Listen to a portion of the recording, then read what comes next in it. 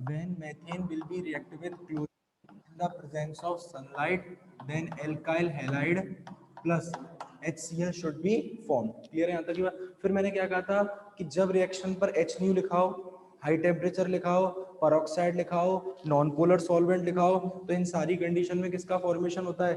Free radical का formation होता है। फ्री रेडिकल के द्वारा होने वाली रिएक्शन चेन रिएक्शन कहलाती हैं, और चेन रिएक्शन कितने स्टेप में होती हैं? 3 स्टेप में। तो सबसे पहले मैंने चेन इनिशिएशन जल्दी जल्दी लिखता हूँ ना, चेन इनिशिएशन स्टेप लिखा था क्लोरीन क्लोरीन। इस बॉन्ड का होमोलाइटिक बॉन्ड क्लीवेज हुआ था in the presence of sunlight, और किसका फॉर्मेशन हुआ था? क्लोरीन फ्री रेडिकल और क्लोरीन फ्री रेडिकल। फिर नेक्स्ट स्टेप में पहला था, फिर नेक्स्ट स्टेप में क्या हुआ था?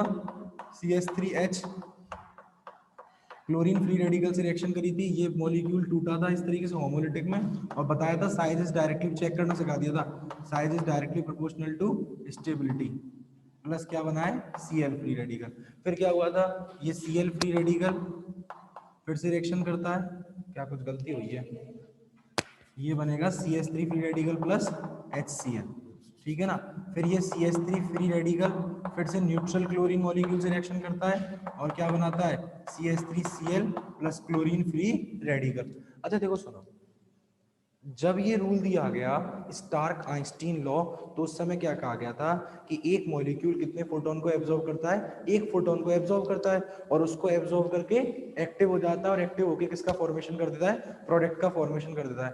लेकिन 1913 के बाद और भी तो साइंस ने डेवलपमेंट किया है, हर फील्ड में डेवलपमेंट हुआ है, और आज की डेट में सबसे ज्यादा जो डेवलपमेंट हो रहा है वो किस में हो रहा है? फोटोकेमिस्ट्री में ही हो रहा है। क्यों हो रहा है फोटोकेमिस्ट्री में सबसे ज्यादा डेवलपमेंट? क्योंकि आजकल ग्रीन एनर्जी चल रही है ना, आजकल ग्रीन एनर्जी, क्लीन एनर्जी, ये जितने भी जितने डेवलप्ड कंट्री है ना बेटा, उन डेवलप्ड कंट्रियों ने क्या किया है? ग्रीन एनर्जी को अपनाना शुरू किया है, और वो अपने पावर प्लांट्स को बेच रहे हैं, और हम जैसे डेवलपिंग फेज वाले या जो गरीब देश हैं वो उनके पास पहुंच जाते हैं, सर हमें ही दे दो सर, तो वो कहते हैं ठीक है ठीक है, उनके लिए तो वो कबाड़ा हो चुका है, उनके लिए उसकी कोई रेट नहीं है, पर वो इंडिया को फिर बहुत, इंडिया जैसे देशों को इस टेक्नोलॉजी को बहुत महंगे पैसों में बेच देते हैं, और इंडिया वाले आके कहते हैं हमारे देश में लाइट का उत्पादन इतने से इतना हो गया है, ठीक है, जबकि वास्तविकता में क्या है? उनका कचरा हमारे काम आ रहा है, ठीक है। वो अपनी गंदगी को साफ करके कौन सी एनर्जी पे जोर दे रहे हैं? ग्रीन एनर्जी पे। वो तो कौन सी एनर्जी ला रहे हैं? विंड एनर्जी, सोलर एनर्जी, ठीक है। जितने भी न्यूक्लियर प्लांट आपने पढ़ा होगा, बायोलॉजी में तो है शायद थर्ड ईयर में, ये फुकुशिमा में कुछ दिन पहले जापान में ही हुआ था, कई साल पहले, तुम शायद छोटे से होंगे तब, बिल्कुल ठीक है ना, 8-10 साल पहले की बात होंगे, इतने भी छोटे नहीं होंगे, ठीक है ना, अब भी 20 साल के 10 साल के तो होंगे ही कम से कम। तो वहां पर हुआ था, ये जितनी भी ट्रेजेडी होती है ना, इसको रोकने के लिए न्यूक्लियर पावर प्लांट्स को हटाना शुरू कर दिया है, अब नहीं लगाए जाते न्यूक्लियर पावर प्लांट्स। अब कोयला जलाया जाता है, तो कोयले को जब अपन बर्न करेंगे कोयल को, तो क्या होगा बेटा? अब बहुत ज्यादा पॉल्यूशन होगा, ठीक है। उसके साथ उसकी राख निकलती है, कोटा में देखना राख ही राख उड़ती रहती है। छत पे सफेद कपड़े सुखाया हो, अगर कोटा में किसी ने पढ़ाई करी हो, तो छत पे सफेद कपड़े सुखाया हो, शाम तक काले हो जाते हैं वो, ठीक है ना, उन पर अपने आप कलर लग जाता है। क्यों लग जाता है उन पर कलर? क्योंकि वहां पे ऐश उड़ती रहती है, राख उड़ती रहती है। तो इस सब को बचाने के लिए आजकल कौन सी एनर्जी पर ध्यान लगाया जा रहा है? ग्रीन एनर्जी पे ध्यान लगाया जा रहा है, ठीक है, green energy and clean energy. तो फोटोकेमिस्ट्री में वर्क हो रहे हैं। तो 1913 के बाद फोटोकेमिस्ट्री में और वर्क हुआ, तो और बहुत सारी रिएक्शंस की डिस्कवरी हुई, और जब और बहुत सारी रिएक्शन की डिस्कवरी हुई, तो जो रूल दिया था one molecule one photon rule, क्या हो गया बेटा? फेल हो गया। क्योंकि अभी भी मैंने आपके सामने बोर्ड पे एग्जांपल लिख रखा है, इस रिएक्शन में केवल एक फोटोन का तो एब्जॉर्प्शन हुआ है, लेकिन बहुत सारे मॉलिक्यूल किसमें चेंज हो गए हैं? प्रोडक्ट में चेंज हो गए हैं। तो कहाँ लगा? One molecule one photon rule नहीं लगा। इसी चीज को बताने के लिए एक नया कंसेप्ट आया, क्वांटम यील्ड। क्वांटम यील्ड को किससे लिखना, किससे रिप्रेजेंट करते हैं? फाई से रिप्रेजेंट करते हैं। लिखो, according to second law of photochemistry, according to second law of photochemistry, one reactant molecule one reactant molecule should be absorb one reactant molecule should be absorb one photon and form product। तो मैं notes वगैरह दिए हैं क्या कुछ sir ने इस college की तरफ से? Hard hard copy, soft copy, and form product, and product product and form product, and product does not show further any reaction.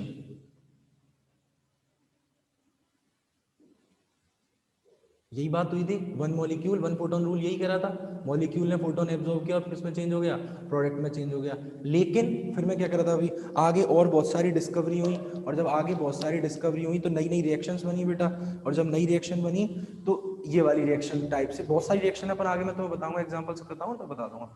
तो उसमें कहा गया, तो इन साइंटिस्टों ने कहा कि जिस, मेरी बात सुना ध्यान से, साइंटिस्ट ने एक नया कंसेप्ट दिया और उन्होंने कहा कि जिस स्टेप में फोटोन का एब्जॉर्प्शन होता है, कौन से स्टेप में हो रहा है, हाँ इनिशिएशन स्टेप में या फर्स्ट स्टेप, एग्जैक्टली सही बोल रहे हो आप सभी, क्योंकि इनिशिएशन स्टेप में एक ही स्टेप है, प्रोपगेशन में 2 है और टर्मिनेशन में 3 है, एक में पहले में एक स्टेप है, दूसरे में 2 है और तीसरे में 3 है। समझ में आ गई यहाँ तक की? तो पहले स्टेप में केवल फोटोन का एब्जॉर्प्शन हो रहा है, तो साइंटिस्ट ने कहा इन दैट प्रोसेस या in that reaction in which photon will be absorbed will be known as primary process. क्या कहते हैं बेटा उसे? Primary process.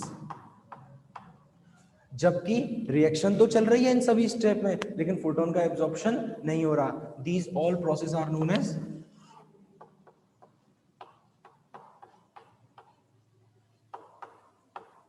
These all processes are known as secondary process। समझ में आ गई बात? तो अगर रिएक्शन केवल प्राइमरी प्रोसेस से हो रही है तो one molecule one photon rule work कर रहा है या नहीं कर रहा? कर रहा है, वेरी गुड। लेकिन रिएक्शन में प्राइमरी प्रोसेस भी हो रही है और सेकेंडरी प्रोसेस भी हो रही है, तो मेरा one molecule one photon rule क्या हो गया? पूरी तरीके से कैंसिल आउट हो गया। चलो लिखो, if in any reaction both primary process and secondary process will be occurs,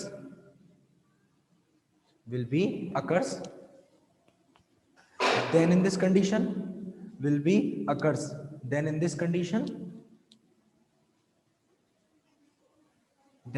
condition by the absorption of one photon molecule,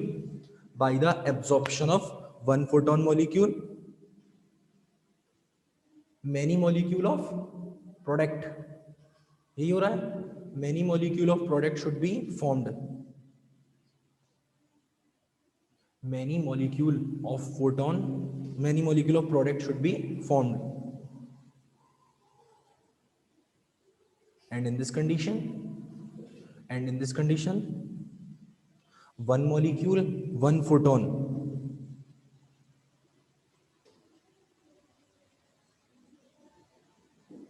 it means क्या बोला है? one molecule one photon rule does not be applicable, exactly, does not be applicable। Clear है? यहाँ तक की बात समझ में आ गई बात? अब साहब क्या हुआ, साइंटिस्ट ने कहा ये तो दिक्कत हो गई, समस्या हो गई, तो इस समस्या को दूर करने के लिए उन्होंने एब्जॉर्ब होने वाले फोटोन, कि मैं क्या कह रहा हूँ, उन्होंने एब्जॉर्ब होने वाले फोटोन और रिएक्टिंग करने वाले मॉलिक्यूल में एक रिलेशन मतलब दोनों में एक रिलेशन बनाया, और उस रिलेशन को उन्होंने क्या नाम दिया? Quantum yield. और क्वांटम यील्ड को किससे डिनोट करते हैं? फाई से डिनोट करते हैं। अगली लाइन से लिखो, पैराग्राफ चेंज करके, so there should be a relation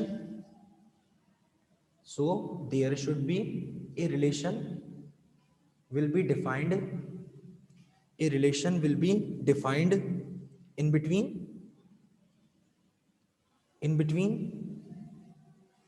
total number of photons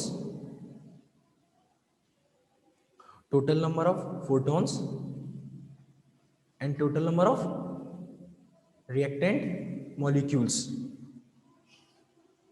and total number of reactant molecules which will be participate in the reaction,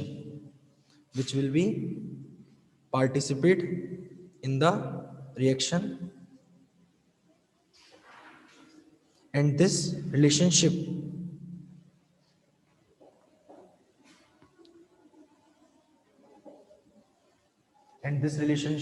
will be known as quantum yield,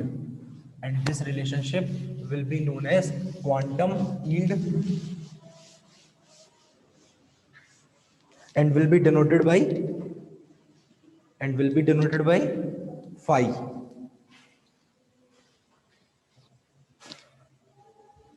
ठीक है, लिख लिया। देखो लिखना मतलब भाई phi is equal to क्या होता है,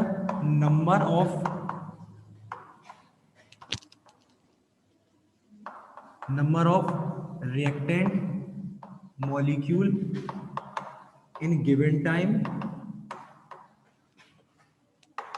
अपॉन में number of, very good, photon absorb in a given time. Clear है बेटा यहां तक की बात? समझ में आ गई यहां तक? अब मेरी बात सुनना ध्यान से ना। देखो फाई इज इक्वल टू क्या है, number of reactant molecule in given time, जो रिएक्टेंट मॉलिक्यूल रिएक्शन में पार्टिसिपेट कर रहे हैं उनके नंबर, अपॉन में number of photon absorb in a given time. अब मैं आता हूँ स्टार्क आइंस्टीन लॉ पे थोड़ा सा बैक आके। मुझे बताओ स्टार्क आइंस्टीन लॉ क्या करा था, वन मॉलिक्यूल वन फोटोन, इसका मतलब नंबर ऑफ रिएक्टेंट मॉलिक्यूल कितने थे, one. Number of photon absorb in a given time one, one upon में वन का रेशियो क्या आएगा, वन आएगा, तो phi is equal to one. तो पहले ऐसा माना गया कि सभी रिएक्शन के लिए फाई की वैल्यू किसके इक्वल होनी चाहिए भाई, अकॉर्डिंग टू स्टार्क आइंस्टीन। ठीक है ना? देखो हमेशा जब भी साइंस को पढ़ो ना, तो हमेशा ऐसे पढ़ो कि एक दिन में डेवलपमेंट तो हुआ नहीं है भाई, पर डे टेक्नोलॉजी चेंज नहीं हो रही, हर 2 महीने बाद मोबाइल का सॉफ्टवेयर अपडेट नहीं करना पड़ता। वैसे ही धीरे धीरे धीरे धीरे जितनी भी आविष्कार हुए, इन्वेंशंस हुए, वो इसी तरीके से हुए। तो स्टार्क आइंस्टीन लॉ के अकॉर्डिंग तो फाई की वैल्यू किसकी इक्वल टू आई, वन की। लेकिन बाद में चला the value of phi does not equal to one, it may be greater than the one और it may be less than the one. समझ में आ गया यहाँ तक? चलो यहाँ तक करते हैं, फिर आगे बात करते हैं। ठीक है, देखो the number of reactant molecule, the number of reactant molecule which is react in a given time, which is react in a given time, which is react in a given time, and number of photon, and number of photon which is absorbed in a given time, in a given time, comma their ratio, comma their ratio should be known as, their ratio should be known as, their ratio should be known as quantum yield, YIELD, yield, quantum yield। ठीक है, board पर से लिख लो, phi is equal to, ये side वाला मत लिखना, ये सब है ना, ये वाला मत।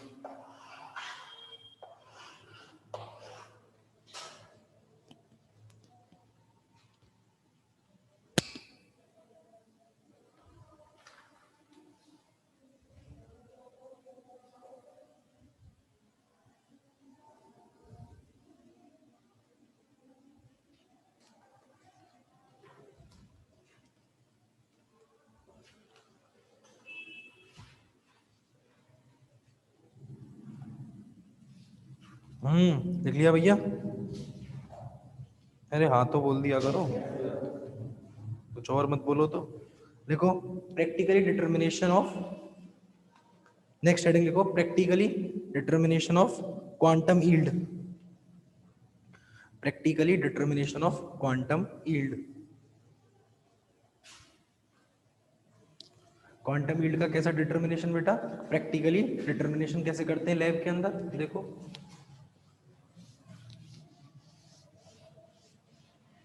देखो इसके लिए अपन एक एपरेटस का सेटअप बनाते हैं। एपरेटस का सेटअप बनाने के लिए सबसे पहले बेटा मैं एक लेता हूं लाइट सोर्स।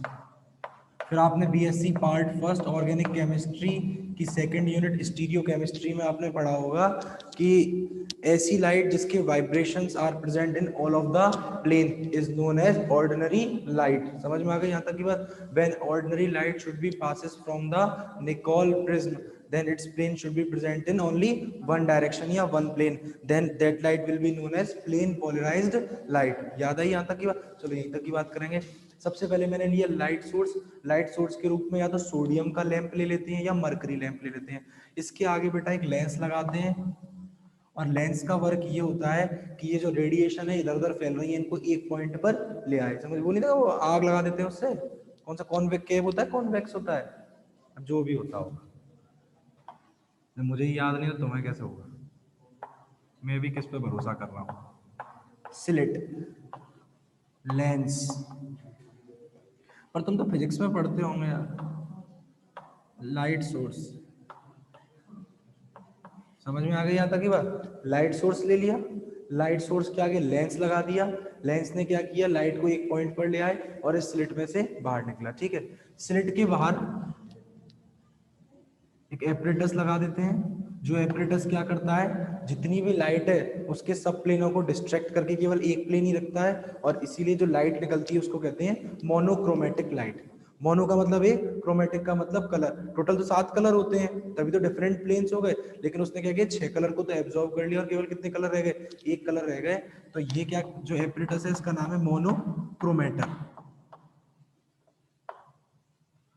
और जो लाइट निकलेगी वो कैसी लाइट होगी, मोनोक्रोमेटिक लाइट। समझ में आ गई यहाँ तक की बात। एक लाइट निकली है, एक लाइट ही क्यों ली है मैंने, क्योंकि अभी बताया था फोटोकेमिस्ट्री में किसी भी रिएक्शन कराने के लिए एक सर्टेन अमाउंट ऑफ एनर्जी की रिक्वायर्ड होती है। लालची नहीं है, हरा भी दे दो, पीला भी दे दो, नीला भी दे दो, लाल भी दे दो, काला भी दे दो, सब कुछ मुझे ही दे दो, ऐसा नहीं है। इनका फिक्स है, ये एक फिक्स अमाउंट ऑफ एनर्जी में ही क्या करते हैं, ये रिएक्शन करते हैं। और समझदार है ये।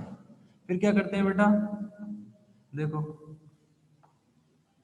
एक पात्र ले लेते हैं, वेसल ले लेते हैं, ठीक है। इस वेसल को थर्मोस्टेट में रखते हैं। थर्मोस्टेट में क्यों रख रहे हैं, क्यों, लगातार अगर रेडिएशन इस पर आएंगी तो रेडिएशन आने की वजह से इसका टेम्परेचर क्या हो जाएगा, बढ़ जाएगा। तो इसका टेम्परेचर नहीं बढ़े, इसी जो टेम्परेचर है वो मेंटेन रहे, तो इसको थर्मोस्टेट में रखते हैं। थर्मोस्टेट के बाहर, थर्मोस्टेट कुछ नहीं है बेटा, ये क्या है, केमिस्ट्री में से थर्मोस्टेट करते हैं। वो देखा तुमने आइसक्रीम वाला बर्फ बेचता है जो रिक्शे पे, ठीक है ना, क्या बोलते हैं उसको, खोका, कियोस्क, जिस कियोस्क से पे वो बेचता है ना, उस पे, उसमें क्या होता है, 2 लेयर होती हैं ऐसी, समझ में, और उन लेयरों के बीच में सोई से वो क्या भर देता है, बर्फ भर देता है। देखा होगा तुमने, बर्फ के साथ किसको कूटता है, नमक को। बर्फ के साथ किसको बढ़ता है, नमक। मटका गुल भी नहीं खाई क्या, खारी खारी सी नहीं लगती क्या, वो इसीलिए तो लगती है खारी क्योंकि उसे फ्रिज में नहीं जमाते हैं, उसको किस में जमाते हैं, सिंपल बर्फ से। जो पानी वाली बर्फ आती है ना व्हाइट कलर की, उसके साथ नमक को कूट देते हैं, और नमक को कूट के उसमें रख देते हैं, तो वो क्या बन जाता है, आइस का टेम्परेचर मेंटेन रहता है। दिन में देखो तुम नोटिस करना, जून के महीने में कितनी गर्मी पड़ती है विशेष, फिर भी बेटा वो अपने कियोस्क को लेके घर घर जाके घूमता रहता है, लेकिन फिर भी कितनी टाइट बर्फ रहती है। कभी फैमिली पैक लाए हो मार्केट से खरीद के, गर्मियों में लाते हैं, सर्दियों में तो कहाँ इतना, तो अपन वो लेके आए, फैमिली पैक लेके आए, समझ में आ गई यहाँ तक की बात। और फटाफट से फैमिली पैक लाके घर पे पहुंचे, तब तक वो मेल्ट हो ही जाता है, कितनी जल्दी पहुंचो। आप उसको फ्रिज में रख देना, अब आप अपने घर में उसको फ्रिज में कैसे भी रख देना, वो क्या पहले जैसा टाइट हो पाता है क्या, नहीं हो पाता ना। यही तो रीजन है, क्योंकि उनके पास डीप फ्रीजर है। जो हम आइसक्रीम जिससे लेके आए उनके फ्रीजर डीप फ्रिज है, लेकिन हमारे घर जो फ्रिज है ना वो डीप फ्रीजर नहीं है। उनका, हमारे वाले उनका टेम्परेचर 0 है, जबकि उनका टेम्परेचर 0 से भी नीचे चला जाता है। अब सोचो जून के महीने में कोई लाइट का सोर्स नहीं है उसके पास, उसने कितना शानदार मेंटेन किया गया है, ठीक है। तो बर्फ के साथ इसमें क्या भर देते हैं, नमक, और इसको केमिस्ट्री की भाषा में क्या बोल देते हैं, थर्मोस्टेट, पागल बनाने के लिए, थर्मोस्टेट। और इसमें क्या भर देते हैं, ये बर्फ। वो पढ़ा होगा तुमने कोलाइडी अवस्था में, कोलाइडी स्टेट चैप्टर था ना फिजिकल केमिस्ट्री का, क्या पता सर्कल का तो पूछते नहीं हो, यहाँ फालतू बात करते रहते हो, ठीक है। उसमें तुमने पढ़ी होगी 12th में भी थी, ब्रेडिंग आर्क मेथड, ठीक है। ब्रेडिंग आर्क मेथड था, उसमें दो गोल्ड के सॉल बनाने के लिए यूज करते हैं, गोल्ड की वो ले लेते हैं, उनमें लाइट फ्लो करते हैं और चारों तरफ आइस लगा देते हैं थर्मोस्टेट में, वही है सेम वाला, ठीक है।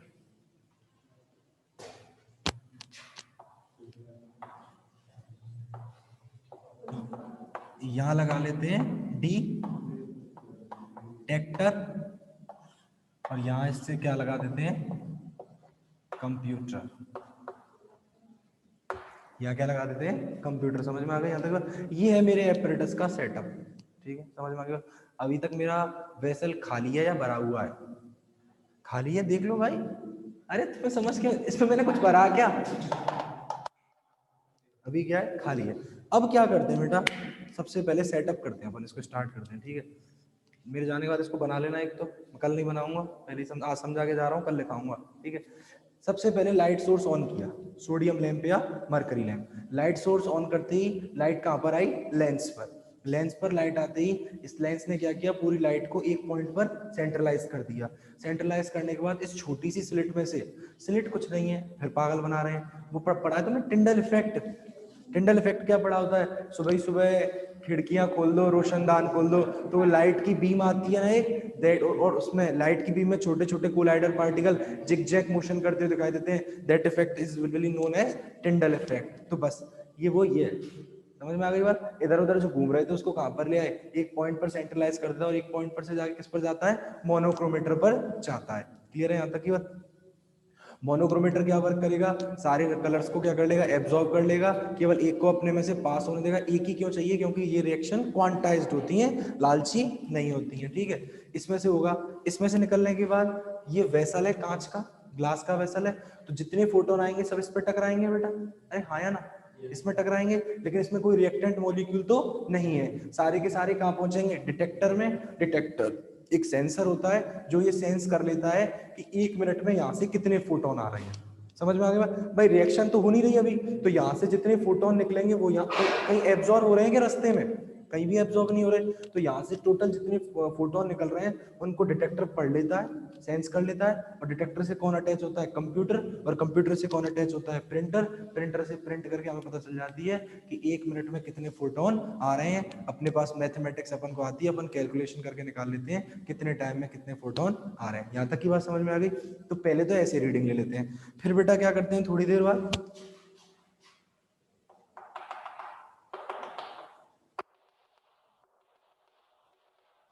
बाद इसके अंदर क्या भर देते हैं बेटा, अपना रिएक्टेंट मॉलिक्यूल्स को डाल देते हैं। जैसे ही मैं इसमें रिएक्टेंट मॉलिक्यूल्स डालूंगा, लाइट सोर्स ऑन करूंगा, स्विच ऑन करूंगा भाई सोडियम लैंप का। अब वो सोडियम लैंप कुछ नहीं, वो हेलोजन नहीं आती शादी ब्याह मुंह पे लगा देगा, चमक मारेगा है, वही है, ठीक है ना। ये सब क्या है, ये जुगाड़बाजी है पूरी की पूरी। यहाँ से लाइट निकली, लाइट निकलने के बाद वही सेम एक पॉइंट पर सेंट्रलाइज हुई, या मोनोक्रोमेटिक लाइट बन गई, यहाँ आई। अब रिएक्टेंट मॉलिक्यूल उन फोटोन को क्या करना शुरू करेंगे, एब्जॉर्ब करना शुरू करेंगे। जब सारे के सारे फोटोन एब्जॉर्ब हो जाएंगे तो डिटेक्टर में कोई भी इंफॉर्मेशन नहीं आएगी। लेकिन with respect to time, time के साथ साथ रिएक्टेंट मॉलिक्यूल किस में चेंज होते चले जाएंगे, प्रोडक्ट में चेंज होते चले जाएंगे। और जब रिएक्टेंट मॉलिक्यूल प्रोडक्ट में चेंज हो जाएंगे तब वो फोटोनों का एब्जॉर्प्शन नहीं करेंगे, तो धीरे धीरे यहाँ पर नंबर ऑफ फोटोन्स की संख्या क्या होती जाएगी, बढ़ती चली जाएगी। समझ में आ गई बात। पहले जब खाली में लिए थे और बाद में जब इतने हो जाएंगे तो मुझे पता चल जाएगी मेरी रिएक्शन क्या हो चुकी है, कंप्लीट हो चुकी है। तो मैं टोटल नंबर ऑफ फोटोन क्या कर लूंगा, कैलकुलेट कर लूंगा। इसके अलावा जितने भी मैंने रिएक्टेंट मॉलिक्यूल्स लिए हैं उनको कैलकुलेट कर लूंगा। भाई कितने मोल लिए हैं मैंने, मोल मोल कंसेप्ट पढ़ा होगा, एक मोल में कितने अणु होते हैं, आवोगाद्रो संख्या के बराबर 6.023 इंटू 10⁻³ मोल इनवर्स यूनिट है इसकी। ध्यान रखना किसी भी नंबर की कोई यूनिट नहीं होती, लेकिन आवोगाद्रो नंबर की यूनिट है, और यूनिट है मोल इनवर्स, एक एग्जाम में पूछी गई थी, ठीक है।